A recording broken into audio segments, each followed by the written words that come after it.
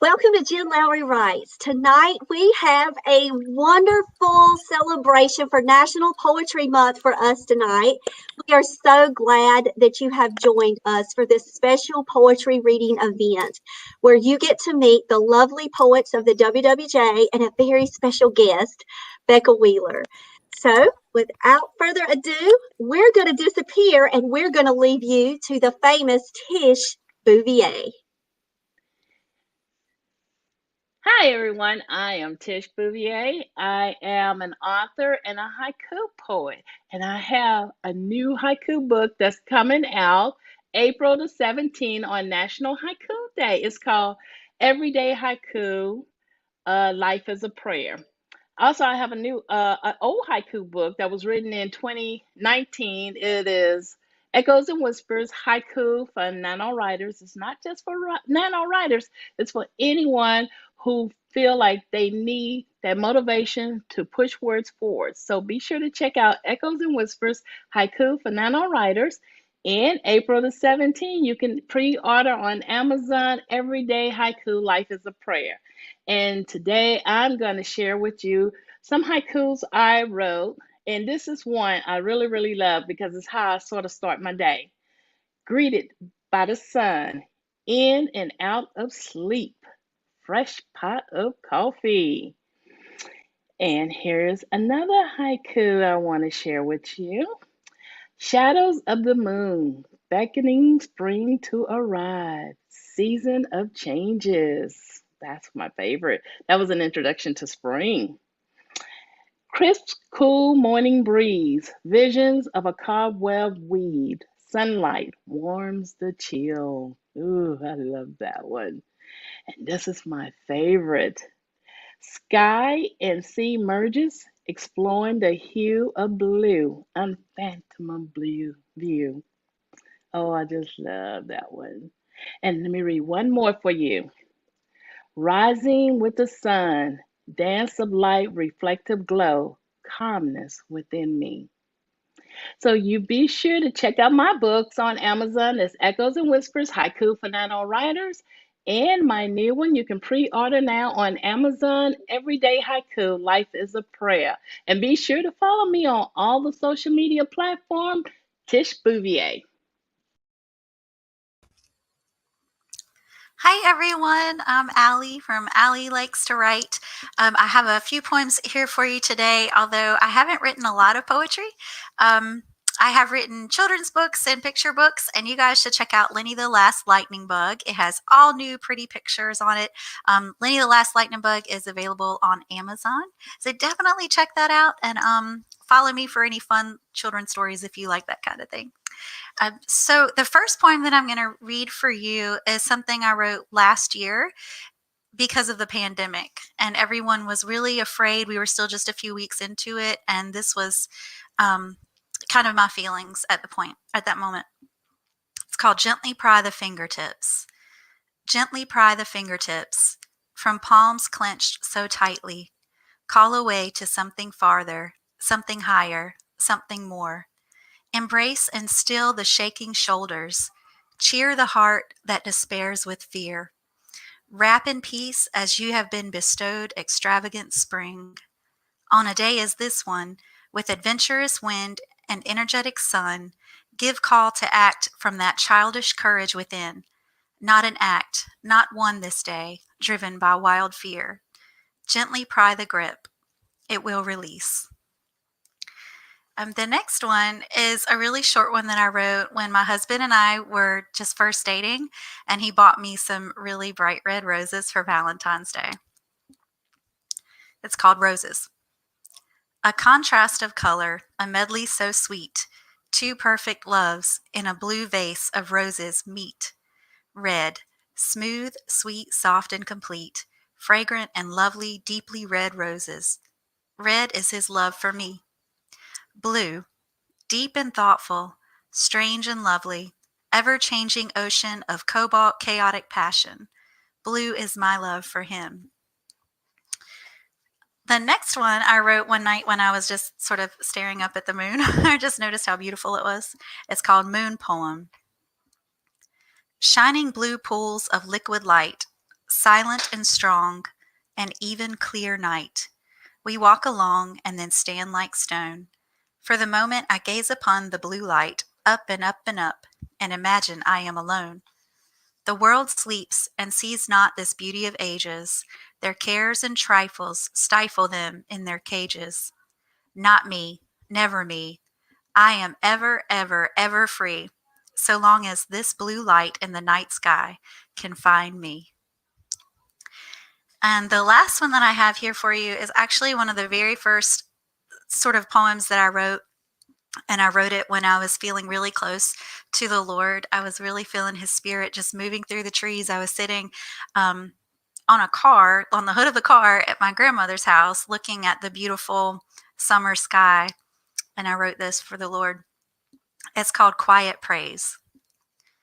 In the hot, gentle breeze, I feel you. When the wind shakes the leaves, I hear you. You whisper gentle and low your sentiments.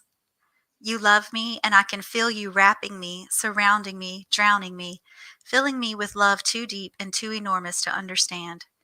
Everywhere I go, your mercy follows me. Your grace abounds as my weak soul produces the fruit of a tainted heart. Though feeble-minded and low, I am raised to royalty by your hand. What art, what song, what love, what life could ever be worthy to thank you, to even whisper of all that you've done? Our hearts all instead rejoice and murmur gratitude with every heartbeat. And even this quiet thanksgiving is too bold a one for holy, holy you. Thank you so much for listening to my poems. Definitely check me out on social media. Allie Likes to Write.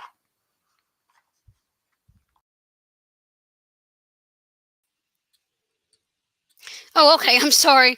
I didn't know if I was still up yet or not. Can y'all hear me? Yes, Ann, I'm here with you. Okay. So the first two poems, Tish, are going to read from you from my book entitled The Spirit of Creativity, Inspirational Poems for the Creative at Heart. And then I'm going to read two poems that I put on my blog that were inspired by writing prompts. So go ahead, Tish. Okay, the first one is The Window of My Writing World. When you open my window, what will you see? Pages and words dotted with bits of me. Ideas that flow like raindrops upon a fresh blank page. Words that will forever last from age to age. My characters take the stage, bringing my story to life, filling page after page. They fill my story with plots, twists, and turns, leaving behind questions making readers yearn to find the answer in a book they can't put down, following each clue until a solution is found. Upon my mental movie screen, it's hard to know which scene come first. My characters play them out so well, I have to write them in short bursts. As I mold, shape, and revise each scene, I can't stop writing until I finish a book.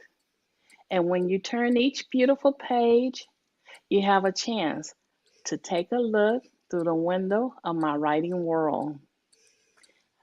And the next one I want to read is Inspired by Dreams. Dreams inspire me to reach each new height in my creativity. I hear conversations from people I don't know. I see their lives flow before me. I'm taken to places against my will, yet further still, I'm where I belong at any given moment. Though they don't make sense.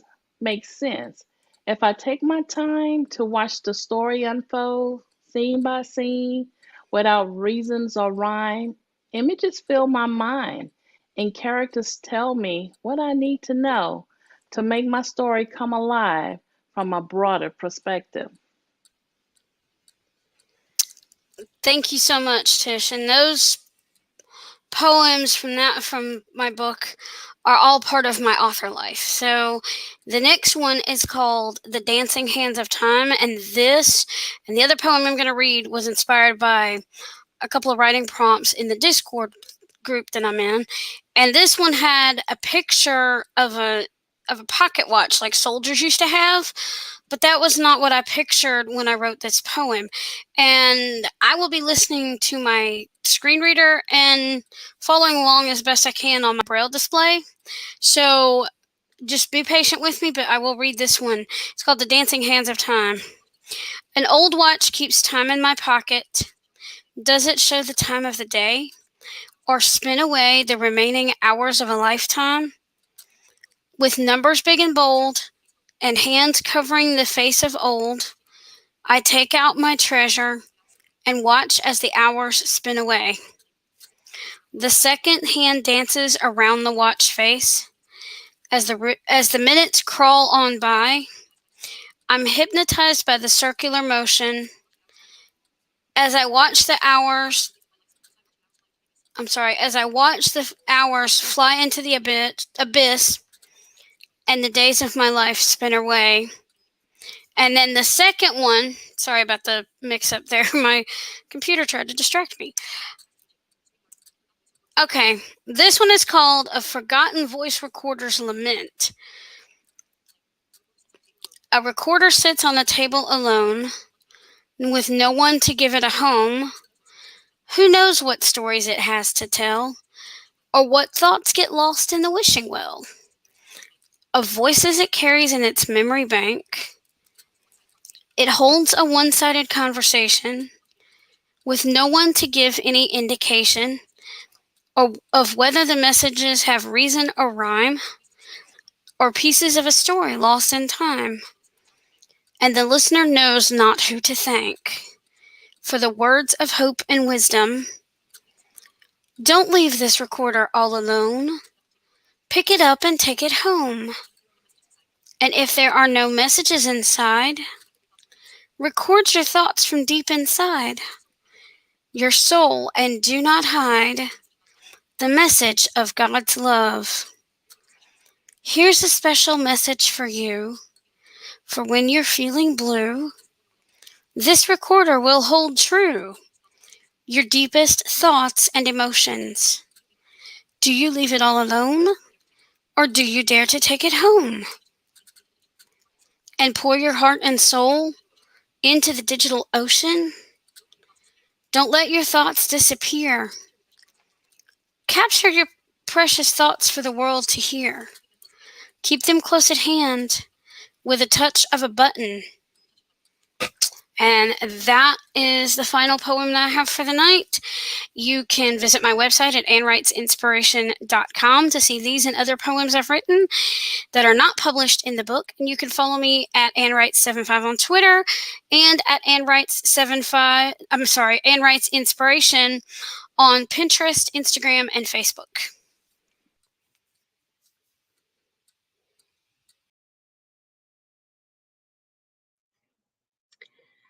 Hey everybody, my name is Jen Lowry. Welcome to Jen Lowry Writes and our poetry reading event. If you're just catching it live, we're so blessed to have you here. The first poem that I want to read is from the first poetry book collection that I created, The Clay in the Potter's Hand. I'm going to read Porch Swing. Heat rising, cooking skin, sticky clothes. Brief sigh when an occasional breeze feathers my face. Choices to make. Glide on the black iron rocker. Same view I saw yesterday. Converse pushing against the tattered stool on the corner. Humming songs we don't know all the words to. The fan tilts to hear us better as it makes its rotation, ever so wanting to join below, and may one day soon. It makes its presence known with creaking melodies. His hands wave in approval. Another passerby he has made acquaintance with a time or two in some form or fashion. He knows them all. This makes me smile, remembering he was a good man. Solid and loving, more valuable than any miner's gold, even better to sit with than an air-conditioned room with too many choices to make with a remote. This view is better. Rusted shed, silver cylindrical tanks, a quiet street ahead, lined with trees and a constant stretch of the railroad. The CSX is pushing coal and Army tanks. He tells me stories of Fort Benning, helicopter runs across enemy lines in Nam. What I would give to have that glide with him once more, feeling nothing but complete, holding his memory. That was for the times my dad and I sat on that black rocker. I wrote The Wrong Shoes when I took my kids to the museums in Raleigh. We were on the corner and we were just leaving the museum, and we had walked all day in the North Carolina History Museum and the Science Museum. So as soon as I got home, I wrote this poem from an experience that we had as we were walking back to our car. So you never know where inspiration can strike. It's called The Wrong Shoes. Buses lined up along the narrow streets on the corner of Jones. A gray-haired man at the stop hanging out. He wore a kind face like Morgan Freeman, with twinkling eyes as if he had the joke I might not get. He was sitting sprawled on the concrete, not on the bench that was only occupied by one woman in a flowery dress, talking with dramatic flair into a flip phone. I noticed one loafer was off and one was on. I stared at his brown cobbler-style shoe for a moment and wondered what compelled him to let it slip, his clean green sock pulled tight. Did his feet hurt like mine? Walking from stop to stop. We kept going, left him there on the cement with his hands clasped on knees. Would he ride the same bus as Phone Woman and sit beside her then? I wondered. What story would he have to tell when he walked through his door today? Maybe no different than mine. My feet hurt, he would say, to no one in particular, and not get a reply. All right. I've got Fact versus Fiction coming out at the end of the month. So I picked two special ones for me. This one is to honor my grandma Myrtle. We would always go to Grandma Myrtle's house. And so when my aunt read this and my family read it, they got it. So I hope you love this one. Grandma Myrtle's house. Her hands were tiny, floured wrinkles, patent biscuits, perfect round shapes I could never make. Her feet knew steps of the Charleston, and she danced in time with the music of her mind I could never hear. Her voice called out to me and Heather, who let me ride on her back, a shaggy-haired stallion galloping around the house, holding her apron in my hand like a flag unfurled she made with patient hands I could never sew. Her warm heart and sweaty brow loved deeply and was richer like dark soil, patent rose with a hoe, bending down to check the status of things under leaves, where everything grew for her and me together. All right, this last one is called Peanut Drink, and this was something that we would do on the front porch again. So I'm taking you back to my front porch with my family. Where I'm from, peanuts are meant to be dropped in drinks, glass bottles, not cans. That's not the effect you go for. You want to see those peanuts bebopping up and down to the rhythm of the Coke wave, two clanging together like tambourines to the palm, jubileeing and hallelujahing from a gospel song, set to repeat. And the church bells chime, just as I am. It's as if fate intervened and I take a swig of that dark greatness and just feel like a queen of that rickety porch swing. Where I'm from, peanuts are meant to be dropped in drinks, can't be kept in slim packs for pockets. Not mixed with jelly because I don't like it, not for brittle to make your teeth crack. Its purpose to exist is for the bottle. Surf's up, peanut. Catch the wave. P-L-O-P. Plop. All right, guys. Thank you for letting me share some of my poetry with you. You can check out Fact versus Fiction, Southern Poetry, where half is fact about my life and fiction. The other half is from my characters' POVs. So thank you for joining me. Follow me at Jen Lowry Writes. Now we are getting ready to welcome a very special guest with us this evening. I would love for you guys to put your hands together and clap out in the virtual world for Rebecca Wheeler. So let me get Rebecca up on the stage tonight. Hey, Rebecca. Yay! So, guys, I would love for you to check out our WWJ conference that we're going to be holding because Becca is going to be a special presenter during that conference. And I want to tell you a little bit more about Becca. Rebecca Winrich Wheeler was raised in West Point, a small town in the Tidewater region of Virginia. From the moment she submitted her first short story to a young authors contest in second grade, Rebecca knew she wanted to be a writer. Her love of writing led her to earn a BA in English and an MEd in English education. She spent several years as a high school teacher, during which she also developed a passion for mental health advocacy. Rebecca completed an MA in professional counseling and now serves as an elementary school counselor and college adjunct psychology instructor. Rebecca also teaches yoga for the young and the young at heart, and she likes to infuse yoga and breath work in her counseling practice whenever she can. She believes the most valuable use of her time is teaching youth how to love and care for each other and the world around them. Her stories share this focus on positive relationships and a love of nature. Rebecca now lives in Durham, North Carolina with her husband, 2 children, and a spoiled Siamese cat. Welcome, Becca. Thank you Thank for you. being here. You're welcome.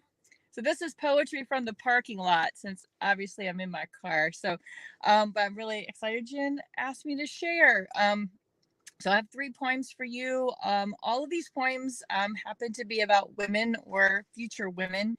The first one I wrote back in 2007.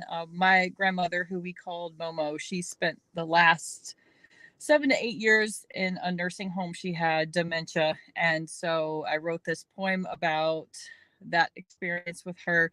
And I wrote it actually from the perspective of my mother. It's called Room 205. Neural connection wavers, light struggles for a flash of awareness. Awareness that I am still your daughter and you recognize me. Counting the faded vinyl squares, repeating daily 2022, counting and combing your silver white hair, time broken by cups of cherry gelatin. 7 slow years, fear, worry I might lose her, and fear I would not, that she would remain tangled in dopamine. Tell me you love me, remember my nickname. Name our dog you chased to save the rug from 4 muddy paws. Sing me the song about the mockingbird. Our diamonds turn to brass. I wish for you more than this. I wish for me. The day you leave, I promise to hold your hand. That was that. The next one I wrote more recently. My daughter and her dad like to play Monopoly. They squeeze together in a reclining chair and they play Monopoly on an iPad. And so I was watching them one night and wrote this. It's called On the Verge of 11. 2 oranges, 2 blues, and $1,000. A dog, a cat, and an old top hat. Traveling the squares while squeezed next to dad in the reclining chair. A nightly ritual of eye rolls and playful awareness. She giggles as he sings cartoon theme songs. They make deals with digital money and colorful hotels, picking up cards, rolling dice. He wonders how long this will last, sharing a space, a smile, a laugh.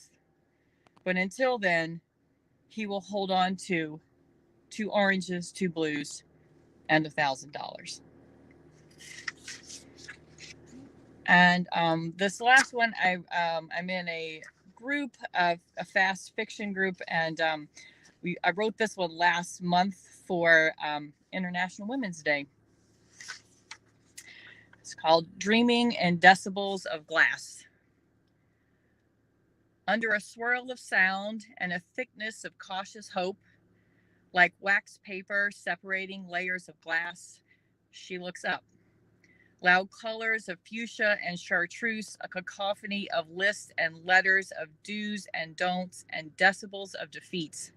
Her mind tries to sort through the noise to find a crack in the glass, a crack just large enough to slip through.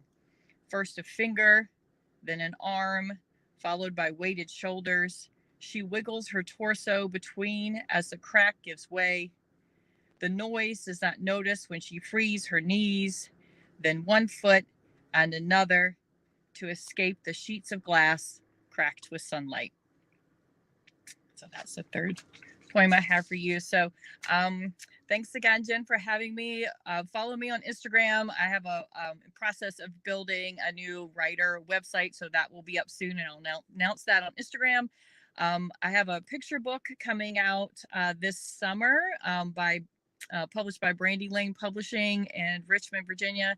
And so that's called When Daddy Shows Me the Sky. So I'll post updates on Instagram. So I am happy to be here with you all. So thank you. And now we are all popping in to say thank you. So we're here, and all of us now are on the screen. Ladies, thank you so much for spending time this evening. Share the gifts that the Lord has given you, and to speak poetry from your heart and from places of vulnerability and places of memory and love. I just want to thank you all so much for being here. And then we had Allie all in the chat, just giving props to everyone as they were reading their poetry. And Allie, thank you for that as well. And we want to extend that grace back out to you and say, what a loveliness that is you, that you share with all of us. We love you. Thank you. So, guys, you've got to sign up for our WWJ conference that is going on May 22nd. That is our youth conference. The WWJs either are going to be presenting, we have guest presentations that day, or we will be in the chat just enjoying a lot of knowledge that people like Becca Wheeler are going to be sharing with us. So, Becca, we're looking so forward to having you at our conference on May 22nd. Thank you. Thanks for having me. Well, all right, guys. Thank you so much for joining us. We hope you guys have a blessed evening. Thank you, Jen. Thank you. you. Have fun. Bye, guys. Bye-bye.